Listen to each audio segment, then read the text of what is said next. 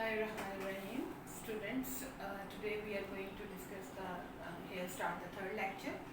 This lecture is regarding the Mayer spectrometer. In my previous lecture, I discussed the word isotope, right?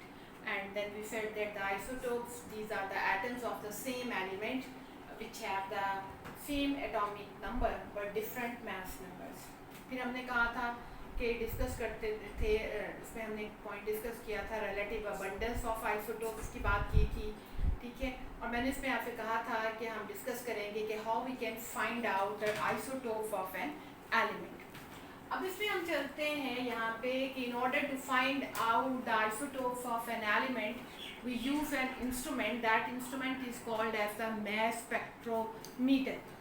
Mayer spectrometer here spectrum कहते हैं arrangement of the particles या arrangement according to some order.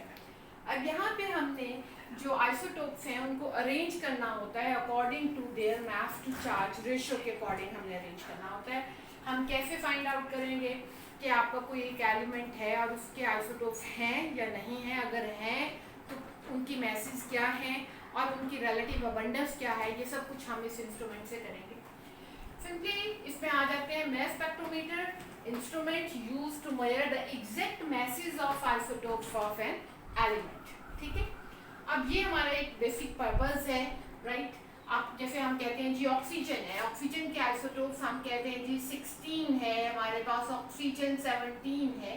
तो क्या ये आपके exact match 16 है या 17 है, या ये दो आइसोटोप एग्जिस्ट करते भी हैं कि नहीं है, या अगर हम हाइड्रोजन की बात करते हैं तो हाइड्रोजन के बारे में कहते हैं कि ये प्रोटियम है, ये ड्यूटियम है, ये ट्रिटियम है। तो ये हमें कैसे पता चला? We all have come to know with the help of this Mayer spectrometer से हमें पता चला। तो यहाँ पे एक वर्किंग हम यहाँ पे डिस्कस करते हैं एक सिंपलेस्ट Mayer spectrometer की। इस Mayer spectrometer में the first part is here the sample injection. आपका जो भी सैंपल है, जो एलिमेंट है जिसकी आपने जो है वो मैस फाइंड आउट करनी है, हम यहाँ पे इंजेक्ट करते हैं, राइट। जैसे सैंपल इंजेक्ट होता है तो ये आपका पहला जो आपके पास यहाँ पे है, this one is the sample vaporisation chamber. यहाँ पे आपका सैंपल जो है उसको वेपोराइज करते हैं। हम वेपोराइज करेंगे, अगर सैंपल आपका लिक्विड फॉर्म में है या सॉलिड फॉर्म में है तो हम उसे वेपोराइज करते हैं, क्योंकि हमने फर्दर बनाने हैं आइंस। तो आपका अगर सॉलिड से हम आइंस बनाएं तो that will be very difficult, उसके लिए बहुत एनर्जी चाहिए, तो इसलिए हम पहले से उसको वेपर फॉर्म में कन्वर्ट करके रखते हैं। These red lines, these are the heating points है। उसके बाद द नेक्स्ट चैम्बर आपके पास आ जाता है यहाँ पे, this one is the ionisation chamber. Ionisation chamber का मतलब है where the ions are formed. इससे प्रीवियस वीडियो में मैं आपको आयंस की डेफिनेशन बता चुकी हूँ कि चार्ज पार्टिकल्स को हम आयंस कहते हैं, और मैंने बताया था कि आयंस जो हैं वो सिर्फ इलेक्ट्रॉन का खेल है, यानी कि इलेक्ट्रॉन गेन करने से नेगेटिव आयंस और इलेक्ट्रॉन लूज करने से पॉजिटिव आयन बनेंगे, और पॉजिटिव आयन कंपैरेटिवली बनाना आसान होता है। इसमें हम क्या करते हैं कि सपोज ये आपके पास एक सैंपल है, इसमें ये रेड आपके पास है, ये ब्लू है, ये ग्रीन है, ये 3 डिफरेंट टाइप ऑफ आइसोटोप्स हैं ऑफ एन एलिमेंट, राइट। अब जब हम यहाँ पे इलेक्ट्रॉन गन इस्तेमाल करेंगे, इलेक्ट्रॉन जो है, जब हाई एनर्जी इलेक्ट्रॉन हम बम्बार्ड करते हैं इन एटम्स के ऊपर, तो इनके वैलेंस शेल से इलेक्ट्रॉन इजेक्ट हो जाते हैं। जैसे मैंने प्रीवियसली बताया था कि जोर से आपके सर पे थप्पड़ मारे तो आपके बाल सर के कुछ उसके हाथ में चले जाएंगे, तो इट मीन आपके ऊपर कमी हो जाएगी और उस वजह से आप पे पॉजिटिव चार्ज आ जाएगा। तो यहाँ पे जो एक्स्ट्रा इलेक्ट्रॉन है दे आर कैप्चर्ड हियर, ये आयन कलेक्टर हम इसे कहते हैं, इलेक्ट्रॉन कलेक्टर कहते हैं। एज अ रिजल्ट आपके पास ये आयंस जनरेट हो जाते हैं। मोस्टली ये यूनिपॉजिटिव आयन होता है, माइट बी द डाइपॉजिटिव और द ट्राइपॉजिटिव, ठीक है। नेक्स्ट आपके पास यहाँ पे this chamber is, this is called the acceleration, ion acceleration chamber. अब आयन जो जनरेट हो गए, आपने उसे एक्सीलरेट करना है, उसे एक पर्टिकुलर जो है वो स्पीड प्रोवाइड करनी है, ठीक है। अब इसमें आपके पास हम इसे कैसे एक्सीलरेट करेंगे, ये आयन चूंकि आपके पॉजिटिवली चार्ज आयन है, तो यहाँ पे आपके पास पोटेंशियल डिफरेंस या वोल्टेज हम अप्लाई करते हैं। वोल्टेज 500 से 2000 वोल्ट तक होती है, डिपेंड करता है कि आपका सैंपल जो है उसमें हैवी आइसोटोप्स हैं या लाइटर आइसोटोप्स हैं अकॉर्डिंगली। इसमें आपके ये पॉजिटिवली चार्ज पॉजिटिव प्लेट की तरफ जब आएंगे तो क्या होगा कि रिपेल हो जाएंगे। जब रिपेल होंगे तो ये फोर्स के साथ नेगेटिव प्लेट की तरफ जाएंगे, क्योंकि नेगेटिव पॉजिटिव को अट्रैक्ट करती है। फिर नेगेटिव आगे फर्दर और ज्यादा स्ट्रॉन्ग, ओके, फर्दर आपके पास जो है ये नेगेटिव जो है ये मजीद आगे नेगेटिव की तरफ जाएगा तो ज्यादा पावर के साथ जो है इसे अट्रैक्ट करेंगे। ओके, अब it mean due to this way your ions will get accelerated. अब आपके ये आयंस यहाँ से जो है they are moving here in this chamber. ये आपका चैम्बर जो है this one is called as the mass analyser chamber. Analyse means sort out करना, सेपरेट करना। मास एनालाइजर चैम्बर जो है आपका मेनली जो इसमें होता है वो मैग्नेटिक फील्ड हम अप्लाई करते हैं। यू वेल नो कि मैग्नेटिक फील्ड आपके पास दो लाइंस होती हैं, फोर्स, इसकी लाइन ऑफ फोर्स होती है एक north to south. North is always upper side और साउथ आपके पास जो है वो डाउनवर्ड होता है। Okay, no these charged particles, no they will move in this magnetic field. When they will move in this magnetic field, the magnetic field will separate them according to their mass to charge ratio. How it will separate it according to the mass to charge ratio? Because mass to charge ratio is directly proportional to the radius. You will be surprised, what does it mean? Like these are the charged particles. When they will pass through the magnetic field, तो आपके पास यहाँ पे क्या होगा कि आपके पास जो lighter particles हैं they will deflect more and the heavier particle will deflect lesser. Okay, and the medium one जो है it will deflect mediumly, वो mediumly deflect होगा आपके पास. Okay, अब आपने यहाँ पे क्यों ये deflection हो रही है? This one is here due to the different आपके पास अट्रैक्शन जो है ऑफ द मैग्नेटिक फील्ड की वजह से हो रही है on these charge particles. Okay, अब यहाँ से रेडियस का मतलब क्या है? से मैं एक पॉइंट है, यहाँ से आपकी डिफ्लेक्शन है, मैंने ये पॉइंट है, इसको मैंने सेंटर कंसीडर किया है। इन दिस सेंटर आपका जो लाइटेस्ट पार्टिकल है वो यहाँ पे फॉल कर रहा है, तो इसका रेडियस r1 है। देन आपके पास this one is your r2 है एंड ये आपके पास जो है this one is your r3। ये पार्टिकल यहाँ पे फॉल कर रहा है। इसकी एक सादा एग्जांपल दूं कि इसको हम कैसे अंडरस्टैंड कर सकते हैं कि अगर कोई हेल्दी पर्सन है, ठीक है, और एक आपके पास बड़ा स्किनी सा जो है वो स्मार्ट सा पर्सन है, कोई चीज़ नीचे गिर जाती है तो उसे उठाना है। जो हेल्दी पर्सन है वो कम बेंड करेगा, ठीक है, वो ज़्यादा आपके पास जो है वो कर्व के साथ उसका जो बेंडिंग है वो जो है वो कम करेगा, वो थोड़ा आपका कम ट्विस्ट करने की कोशिश करेगा। जो लाइटर बंदा होता है वो ज़्यादा ट्विस्ट कर लेगा अपने बॉडी को, इट मीन कि उसका रेडियस कम होगा, ठीक है। जब ज़्यादा जाहिर, अब मैं have a look on my hand कि सपोज कि हैवियर पर्सन इस तरह से बेंड करेगा और जो लाइटर पर्सन है वो इस तरीके से बेंड कर जाएगा, सो ये रेडियस कम है and this one is the greater radius है, राइट।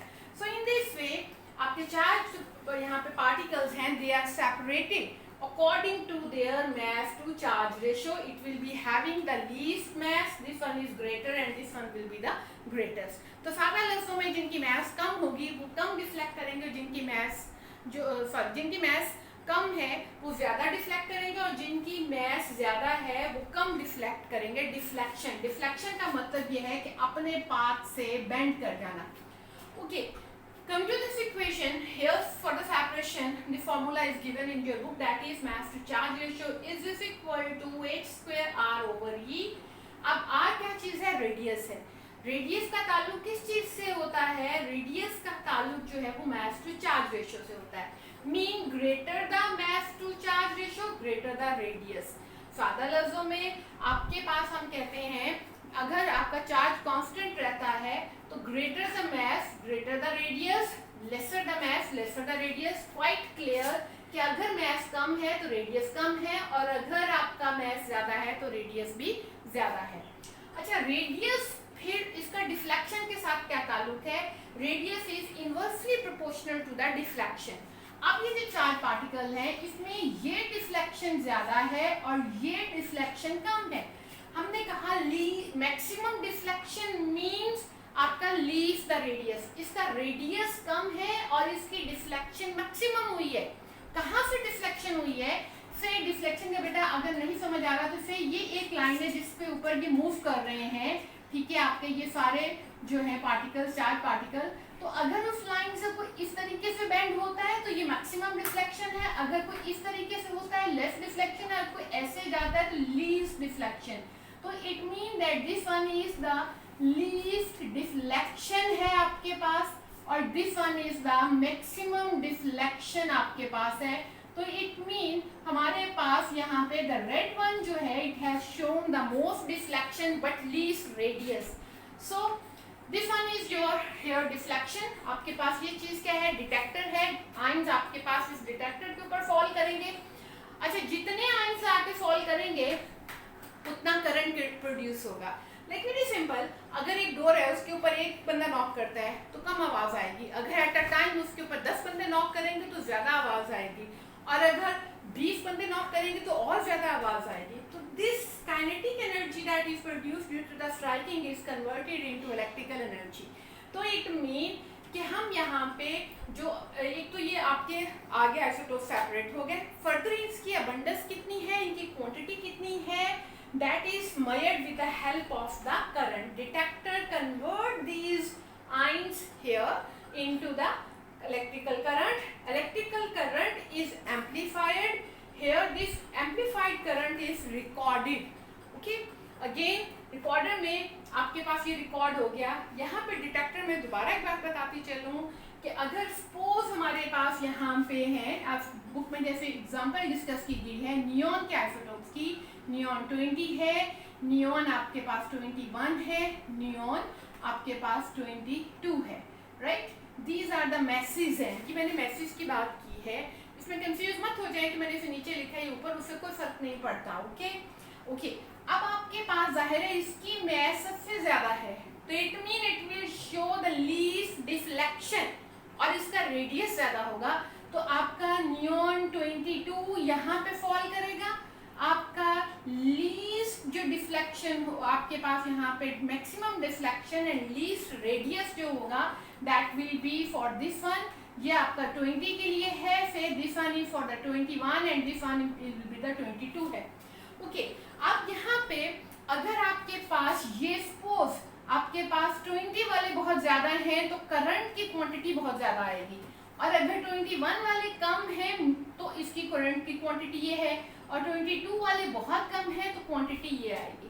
ठीक है, तो इट मीन आपका ये जो डिटेक्टर है जिसे हम आयन कलेक्टर भी कहते हैं, another word use can be ion collector. ठीक है, ये इनको स्ट्राइक्स को इलेक्ट्रिकल एनर्जी में कन्वर्ट कर देगा। ओके, फिर ये एम्पलीफायर है, रिकॉर्डेड है। अब यहाँ पे जो रिकॉर्ड होता है आपके पास, यहाँ पे एक प्लॉट बनता है, ये प्लॉट किसके दरमियान बनेगा, relative abundance and mass number के दरमियान में बनता है, या मैस टू चार्ज रेशियो भी कहते हैं। ओके, अब अगर आपके पास यहाँ पे it mean this one is 0 है मैस, ये 10 है, दिस वन इज 20 है, दिस वन इज 30 है, ऐसे हमारा 20 है, तो 20 की अबंडेंस आपके पास ये है। ठीक है, 21 की अबंडेंस ये है, 20 आपके पास 2 की अबंडेंस ये है। तो it mean from this peak we have come to know that maximum current mean maximum abundance. ठीक है, अबंडेंस आपकी हमेशा परसेंटेज की टर्म में होती है, like if it is the 100% then it is the 0%। Okay, say this one is your 80% है, this one is approximately आपके पास जो है से हम कहते हैं कि जी आपके पास 18% है, and this one is the 2%। तो हम उसे इस तरीके से, ये जो ग्राफ आता है इसे कहते हैं मैस स्पेक्ट्रोग्राफ हम कहते हैं, और कैसे आता है, with the help of mass spectrometer आता है। आई होप कि you have come to know the working of the mass spectrometer. Okay, that's all.